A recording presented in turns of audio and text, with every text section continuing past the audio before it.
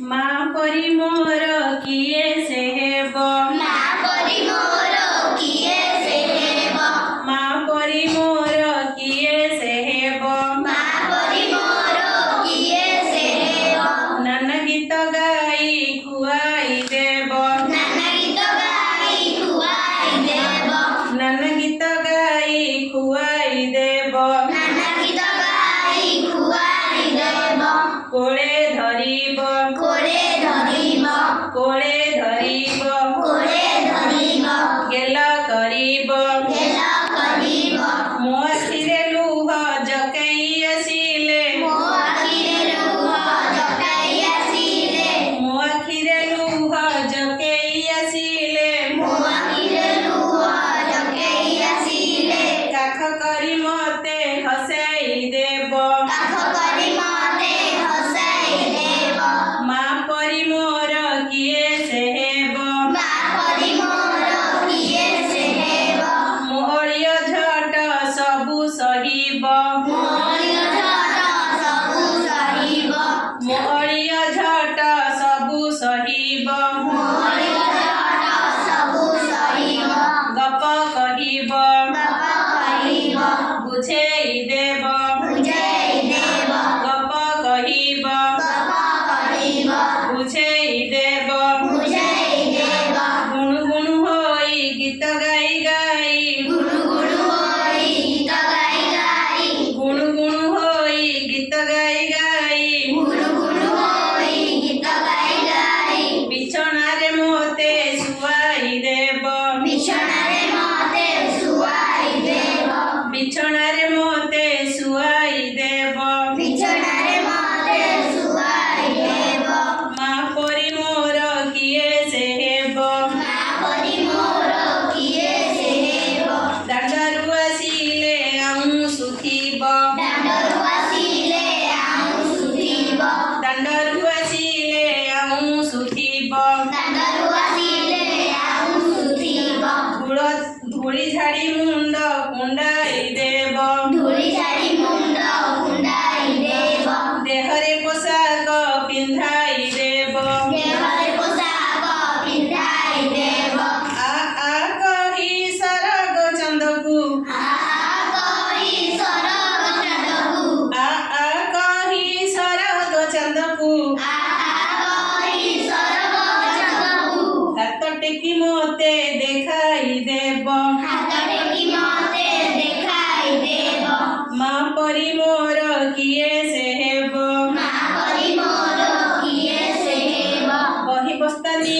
को सजाड़ी देब ବହି ବସାଣିକୁ ସଜାଡ଼ି ଦେବ बही बस्तानी को सजाड़ी देब ବହି ବସାଣିକୁ ସଜାଡ଼ି ଦେବ पाठ पढ़िबाकू पठाई देब ପାଠ ପଢ଼ିବାକୁ ପଠାଇ ଦେବ अनेइथिब ଅନେଇଥିବ खाई नथिब ଖାଇ ନଥିବ अनेइथिब ଅନେଇଥିବ खाई नथिब ଖାଇ ନଥିବ दुनिया रे मुही बड़ हेबा लागी ଦୁନିଆରେ ମୁଇଁ ବଡ଼ ହେବା ଲାଗି दुनिया रे मुही बड़ हेबा लागी ଦୁନିଆରେ ମୁଇଁ ବଡ଼ ହେବା ଲାଗି सबु बेले शुभ मना सुथिब ସବୁବେଳେ ଶୁଭ ମନା ସୁଧିବ सबु बेले शुभ मना सुथिब ସବୁବେଳେ ଶୁଭ ମନା ସୁଧିବ माँ परी मोर किए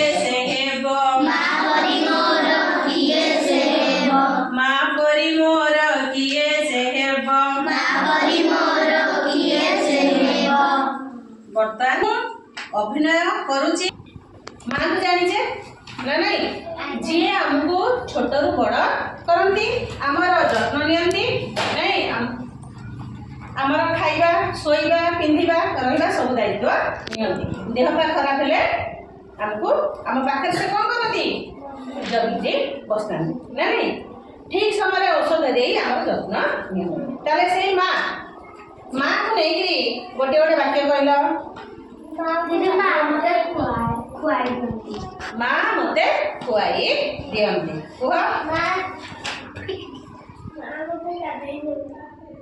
କହିଲ ତମେ କହିଲ ତମେ କୁହ ମା କହିଲ ମା ମୋର ଯତ୍ନ ନିଅନ୍ତି। ବସ ତାହେଲେ ନିଜ ନିଜ ଖାତା ମାନଙ୍କର ସମସ୍ତେ ଲେଖିବା।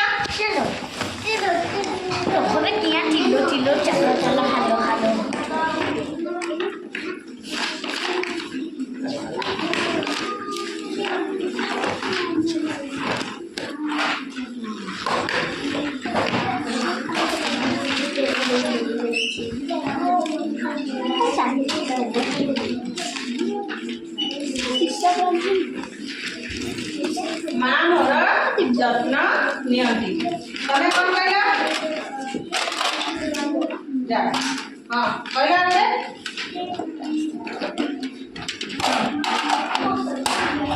ମା ମତେ ପୋଷାକ ପିନ୍ଧାଇ ଦିଅନ୍ତି।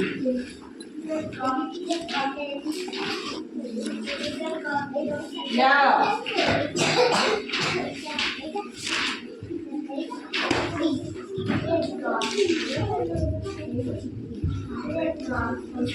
ଯାଅ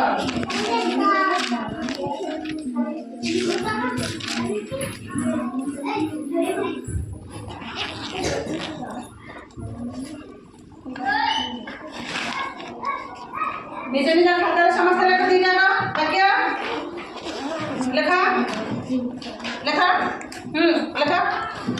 ସିଧା ବସିକି ଲେଖ। ଶୁଣ ଲେଖ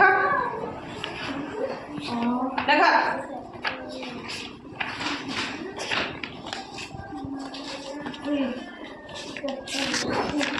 ଭଲ ହେଇଥିଲା ମାନେ ଭଲ ଜିନିଷ ବୋଲି ଆପଣ ପ୍ରଥମେ ଚିତ୍ର ଗଠନ କରେଇଥିଲେ। ପିଲାମାନଙ୍କୁ ଚିତ୍ର ଦେଇକି ଚିତ୍ରର ସୂକ୍ଷ୍ମତା ବିଷୟ ପିଲାମାନେ କରୁଥିଲେ। ଆଉ ସେଥିରେ ମଧ୍ୟ ଆପଣ ପ୍ରଥମ ଦିନରେ ଯାହା ପିଲାର ଅନୁଭୂତି ନେଇକି ପ୍ରଶ୍ନ ପଚାରୁଥିଲେ, ପିଲାମାନେ ମଧ୍ୟ ତାର ସହଜ ଉତ୍ତର ଦେଉଥିଲେ, ମୁଁ ଅନୁବାଦ କରିଥିଲି। ଆଉ ଏଇ ମୌଖିକ ଭାଷା ବିକାଶ ପାଇଁ ଆପଣ ମଧ୍ୟ ପ୍ରତି ପିଲାକୁ ଧ୍ୟାନ ଦେଇଥିଲେ, ପ୍ରତି ପିଲାକୁ ମଧ୍ୟ ପ୍ରଶ୍ନ ପଚାରୁଥିଲେ। କିନ୍ତୁ ଆଉ ଯେତେବେଳେ ଆପଣ ଯେଉଁ ଆମର ଯେତେବେଳେ ବିଷୟକୁ ଗଲେ, ଏଲ୍ଟି ବୁକ୍କୁ ଗଲେ, ଆପଣ କବିତାଟି ଆଦର୍ଶ ପଠନ କରେଇଲେ। ଆଦର୍ଶ ପଠନ କରିଲା ପରେ ଆପଣଙ୍କର ଆଦର୍ଶ ପଠନ ହେଲା ସମୟରେ ପିଲାମାନେ ମଧ୍ୟ ଆପଣଙ୍କ ସହିତ ଆଦର୍ଶ ପଠନ କରୁଥିଲେ। ଆପଣ ମଧ୍ୟ ନୂତନ ଶବ୍ଦ ଗୁଡ଼ିକୁ ପିଲାମାନେ ଯେଉଁ କହୁଥିଲେ, ଯେଉଁ ବାକ୍ୟ ଗୁଡ଼ିକ ତାର ଦୈନନ୍ଦିନ ଜୀବନରେ କଳାପଟାରେ ମଧ୍ୟ ଲେଖୁଥିଲେ। କିନ୍ତୁ ଯଦି ଆପଣଙ୍କର ଏଇ ଭଲ ବହୁତ ପ୍ରାକ୍ଟିସ୍ ହେଇଥିଲା, କିନ୍ତୁ ଆମେ କ୍ଲାସ୍ରେ ଦେଖୁଛୁ ଯେ ମାନେ ଯେଉଁ ପିଲାଙ୍କୁ ଟିକେ ଦୁର୍ବଳ ଅଛନ୍ତି, ସେମାନଙ୍କ ପାଇଁ ଆପଣ ଯେଉଁ ନୂତନ ଶବ୍ଦ ଦେଇଥିଲେ ସେମାନଙ୍କୁ ଏତେ ପ୍ରଶ୍ନ ପଚାରୁଥିଲେ। ପ୍ରଶ୍ନ ପଚାରିଛି।